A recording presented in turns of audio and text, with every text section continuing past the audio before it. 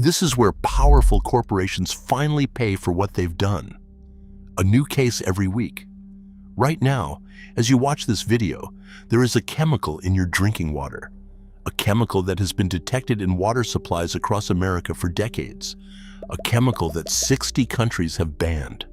A chemical that the European Union banned in 2004 because regulators determined that contamination was unavoidable. A chemical that the World Health Organization officially classified as probably carcinogenic to humans in November 2025. And the company that makes it? They knew. For decades they knew. And they sold it anyway. That chemical is called Atrazine, and the company that makes it is called Syngenta. And they are finally getting what they deserve. Let's start at the beginning. Atrazine was first introduced in 1958. It was designed to kill weeds, specifically in cornfields. And it worked. Farmers loved it. It was cheap, effective, and easy to use. By the 1980s, it had become one of the most widely used herbicides in the United States. Today, 70 million pounds of atrazine are applied in America every single year. It is used on 65% of all corn acres in the country, as well as on golf courses, highways, and residential lawns. 70 million pounds every year, on the food you eat, on the ground you walk on, in the water you drink. Syngenta, the Swiss agricultural giant that manufactures atrazine, built a billion-dollar business on this one chemical. They marketed it as safe. They lobbied regulators to keep it on the market. They hired scientists to produce studies that supported their position. And they fought every attempt to restrict or ban it. For decades, it worked, until the science caught up with them. But before we get to the science, let's talk about who Syngenta really is, because most people have never heard of them. Syngenta was formed in 2000 through the merger of the agricultural divisions of two Swiss giants, Novartis and AstraZeneca. In 2017, they were acquired by ChemChina for $43 billion, making it the largest ever acquisition of a Western company by a Chinese firm. Today, Syngenta is one of the world's largest agricultural companies. They sell seeds, they sell pesticides, they sell crop protection products in over 100 countries to hundreds of millions of farmers. Their products touch virtually every major food crop grown on the planet: corn, wheat, soybeans, cotton, sugarcane. And at the center of their pesticide empire, the product that has made them billions and caused more controversy than any other is atrazine, a chemical so profitable that Syngenta has spent decades and hundreds of millions of dollars defending it, against scientists, against regulators, against water systems, against communities, against the truth. If you made it this far, you already know this channel is for you. Hit subscribe so you never miss a story. But here's where it gets truly disturbing. Because the problem with atrazine isn't just what it does to your body, it's where it ends up. Here is the thing about atrazine that makes it unlike almost any other chemical. It doesn't stay where you put it. Unlike some pesticides, atrazine migrates through soil into groundwater and runs off into rivers and streams. Researchers have detected it more than 600 miles from application sites. 600 miles. You could spray atrazine on a cornfield in Iowa and detect it in the drinking water of a city in another state. That is not a theory. That is documented scientific fact. And it means that even people who have never been near a farm, who have never set foot in a cornfield, are being exposed to atrazine every time they drink a glass of water. Atrazine is the most commonly detected pesticide in drinking water in the United States. The most commonly detected. Not one of the most common. The most common. In the richest country on Earth, with some of the most sophisticated water treatment systems in the world, the most commonly detected pesticide in your drinking water is a chemical that 60 countries have banned. A chemical that the EU banned more than 20 years ago. A chemical that Syngenta is still selling, right now, today. So what does atrazine actually do to your body? For years, Syngenta insisted the answer was nothing. They funded study after study showing atrazine was safe, They lobbied the EPA aggressively to keep allowable limits high. They attacked scientists who produced research showing harm. One of the most dramatic cases involved a scientist named Tyrone Hayes at UC Berkeley. Hayes was originally hired by Syngenta to study atrazine. What he found was that atrazine was chemically castrating male frogs, turning them female, disrupting their hormonal systems at doses below the level considered safe by US regulators. When Hayes published his findings, Syngenta tried to suppress them. They launched a campaign to discredit him. They monitored his movements. They attempted to control what he said at scientific conferences. Internal Syngenta documents, later obtained through litigation, showed a coordinated effort to undermine Hayes personally and professionally. Hayes continued publishing anyway, but the story of Tyrone Hayes gets even darker. Internal Syngenta documents obtained through legal discovery revealed something shocking. Syngenta had created what they internally called a Tyrone Hayes action plan, a systematic strategy to undermine a single scientist. They discussed trying to exploit personal issues in his life. They tracked his speaking engagements and sent representatives to challenge him. They created a list of scientists they could mobilize to counter his research. One document asked, "Could we purchase exclusive rights to Hayes's time if he agrees?" They were literally trying to buy the scientist's silence. When these documents were made public, the scientific community was outraged. The New Yorker published a landmark investigation into Syngenta's campaign against Hayes. It showed in devastating detail how a billion-dollar corporation had used its resources to destroy the career and reputation of a scientist, simply because his research threatened their profits. Hayes never stopped, and his research, along with dozens of independent studies, eventually contributed to the IARC classification that arrived in November of 2025. The scientists they tried to silence helped bring them down.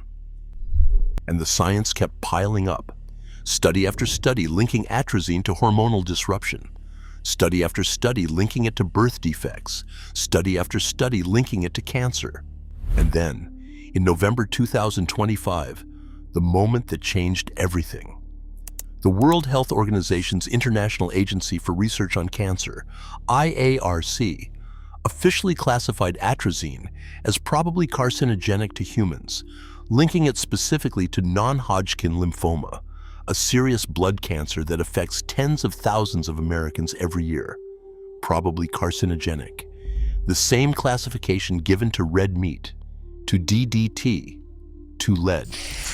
The IARC assessment found strong evidence that atrazine suppresses the immune system, decreasing the body's ability to detect and destroy cancer cells. It also found that atrazine causes oxidative stress and inflammation, damaging DNA in ways that are recognized mechanisms through which chemicals cause cancer. And here is what makes this so enraging.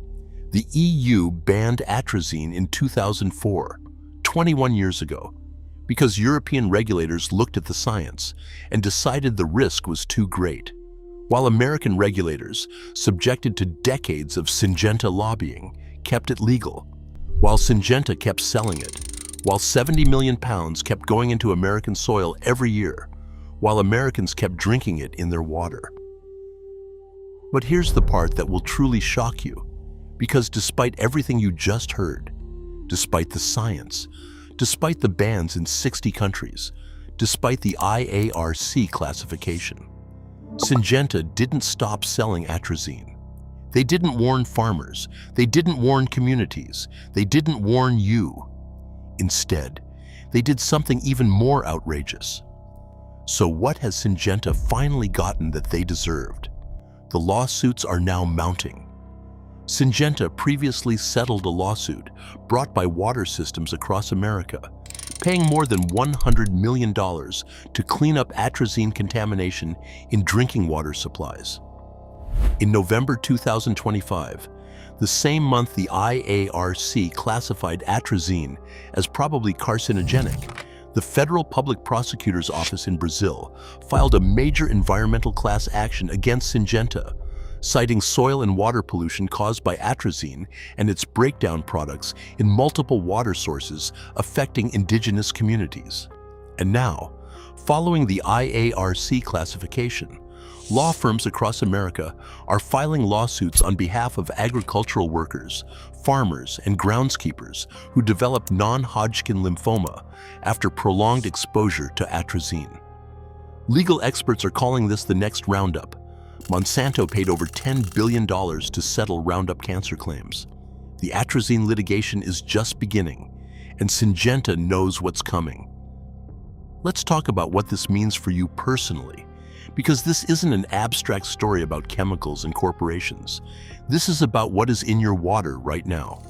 The EPA has set the maximum contaminant level for atrazine in drinking water at 3 parts per billion. That sounds reassuring, until you realize that the EU banned it entirely because they determined any level of contamination was unacceptable. Until you realize that independent scientists have found hormonal effects in animals at levels below what the EPA considers safe. Until you realize that Syngenta spent hundreds of millions of dollars lobbying to keep that limit as high as possible. Studies have found atrazine in tap water in states across the American Midwest, Iowa, Illinois, Indiana, Ohio, and Kansas, the heart of corn country. In some samples, at levels exceeding EPA limits, in others, just below the limit. But scientists argue the limit itself is too high, set not by independent science, but by a regulatory process heavily influenced by Syngenta's own research. A process that European regulators looked at and rejected. A process that has left American families drinking water containing a chemical that the WHO now says probably causes cancer. For 20 years after Europe banned it, while Syngenta counted the money. But here's what makes this story even more outrageous. Atrazine is still legal in the United States, right now, today. As you watch this video, 70 million pounds are being applied this year, going into the soil, into the groundwater, into the rivers, into your tap. The most commonly detected pesticide in American drinking water is a chemical the WHO says probably causes cancer, and Syngenta is still selling it, still lobbying to keep it on the market, still insisting it is safe, despite the science, despite the $100 million settlement, despite the WHO classification, despite the lawsuits piling up. The playbook is identical to what Big Tobacco did for 50 years, what Big Sugar did for 60 years, what Monsanto did with Roundup for 40 years. Manufacture doubt, fund friendly science, attack critics, lobby regulators, and keep selling until the courts finally say stop. Syngenta built a billion-dollar empire on a chemical that 60 countries banned. They attacked the scientists who told the truth. They lobbied to keep their product legal while the rest of the world said no. They sold 70 million pounds every year into American soil, into American water, into American bodies. And in November 2025, the World Health Organization finally confirmed what scientists had been saying for decades. Atrazine probably causes cancer. The lawsuits are coming. The reckoning is arriving. Syngenta is finally getting what they deserve. The only question is, after decades of contamination, is it already too late? If this video made you angry, good. That anger means you're paying attention. Hit the like button, leave a comment, share this with one person who drinks tap water and has no idea what's in it. It costs you nothing. But for a small channel like ours, every single interaction tells YouTube this story matters and helps us reach the people who need to hear it. We don't have a massive budget. We don't have a team of hundreds. What we have is you. And next week, we're covering a company that did something even more outrageous than this. Hit subscribe and turn on the bell, because you do not want to miss that one.